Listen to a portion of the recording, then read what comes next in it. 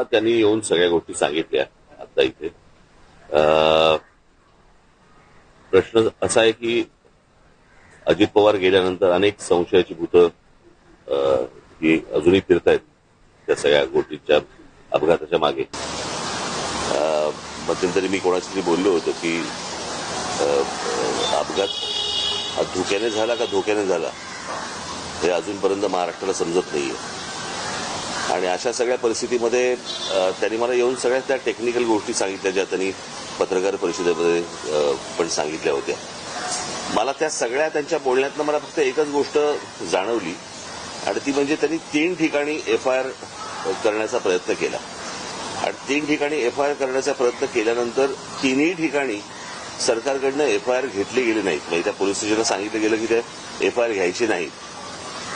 मला इथेच जास्ती मला संशयाची सुई ज्याला आपण म्हणतो की बाबा इथे सरकारला असं का वाटतंय किंवा पोलीस स्टेशनला का घेऊ देत नाही.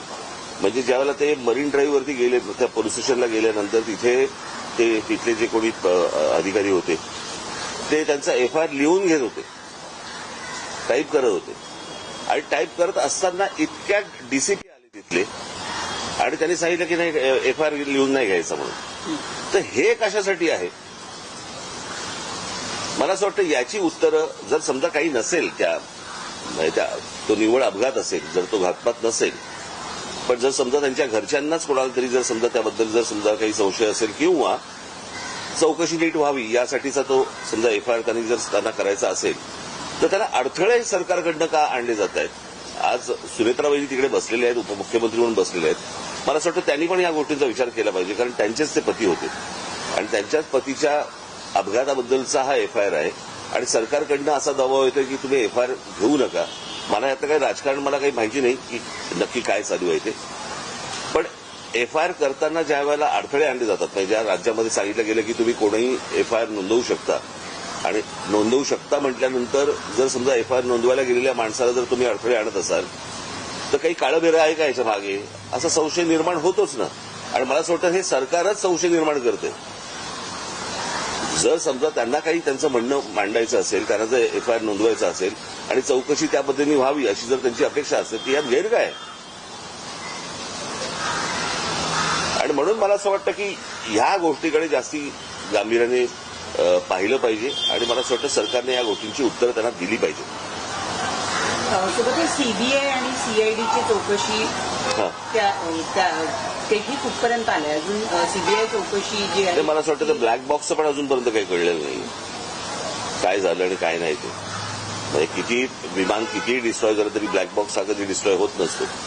त्याचंही काय झालं अजूनपर्यंत समजत नाहीये आणि नक्की सरकार मला असं वाटतं की हे संशयाची भूतं नाचवते या सगळ्या गोष्टींच्या मागे. आता याचं काय त्यांना त्याच्यातलं काय राजकारण आहे मला काही माहिती नाही. माझा सोप्पा फक्त एकच गोष्ट होती की एफआयआर नोंदवून का नाही घेतला जात आणि तो नोंदवून नये याच्यासाठी सरकार का प्रयत्न करतं याची फक्त उत्तर सरकारने द्यावी. रोहित पवार वारंवार असं म्हणतात की ही जी तक्रार आहे त्यांना ती डीजीसीए आणि त्याचबरोबर माझं तेच म्हणणं आहे तो टेक्निकल पार्ट सोडून द्या तुम्ही. एकदा एफआयआर नोंदवला गेल्यानंतर त्याच्यामध्ये ज्या प्रकारच्या गोष्टी ते सांगितल्या जातील त्याप्रमाणे चौकशी व्हावी. सोपं आहे. अहवाल सुद्धा प्रतीक्षेत आहे कारण 1 महिन्याच्या आत आम्ही अहवाल देऊ असं सांगितलं गेलं होतं अपघातानंतर. त्या सगळ्या गोष्टी बाजूला सोडा सरकारच्या. एफआयआर नोंदवून का नाही घेतला जात आहे एवढ्या गोष्टींचं फक्त उत्तर सरकारने द्यावं. 3 ठिकाणी प्रयत्न करून पण जर समजा नोंदवून घेतले जात नसतील आणि पोलीस स्टेशनवरती जर समजा तुम्ही दबाव टाकत असाल की नोंदवून घ्यायचा नाही म्हणून तर हे कशासाठी आहे ते कळलं पाहिजे. मला असं वाटतं महाराष्ट्राला कळलं पाहिजे. रोहित पवार आमदार आहेत आणि अजित पवारांच्या मृत्यू प्रकरणात ते एफआयआर नोंदवू पाहत आहेत. त्यांचा एफआयआर जर नोंदवला जात नसेल तर सर्वसामान्य माणसाचं काय करायचं. आणि हा कुठच्याही राजकारणाच्या पलीकडचा विषय आहे. मला असं वाटतं की आपल्यातली एक व्यक्ती गेलेली आहे आणि इतका दुर्दैवी अपघात हा कोणाचाच अपघात होऊ नये इतका दुर्दैवी तर होऊच नये.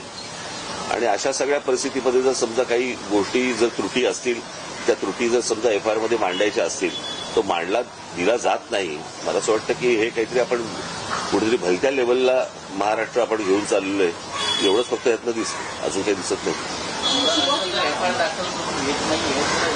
जे अधिकारी दाखल करून घेतले ते ह्या अधिकाऱ्यांवर देखील कारवाई होणं अपेक्षित आहे. पण अधिकाऱ्यांना जर समजा सरकारच सांगत असेल की करून घ्यायचं नाही तर तुम्ही अधिकाऱ्यांना काय दोष देणार? सरकारवर दबाव. नाही, आता मला असं वाटतं की त्यांनी हा प्रश्न विधानसभा अधिवेशन सुरू आहे, अधिवेशनामध्ये ही गोष्ट मांडावी. उद्या लोकसभेचं अधिवेशन सुरू होईल त्यावेळेला मला असं वाटतं राष्ट्रवादीच्या खासदारांनी ते प्रश्न तिकडे उपस्थित करावे.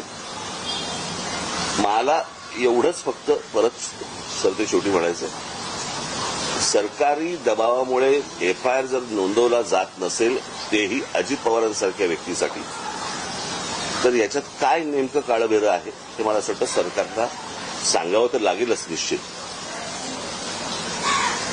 1 महिना होत आला, प्राथमिक अहवाल सुद्धा सादर झाला. अजून सादर झालं नाही. तर त्याच्यामुळेच काय होतंय की त्या असल्या सर्व गोष्टींमुळे संशयाची भूतं नाचवली जात आहेत किंवा नाचत आहेत. आणि मग प्रत्येक महाराष्ट्रातल्या प्रत्येक नागरिकाच्या मनामध्ये जे शंका या ज्या निर्माण होत आहेत त्या सगळ्या याच गोष्टीमुळे होत आहेत. ठीक आहे.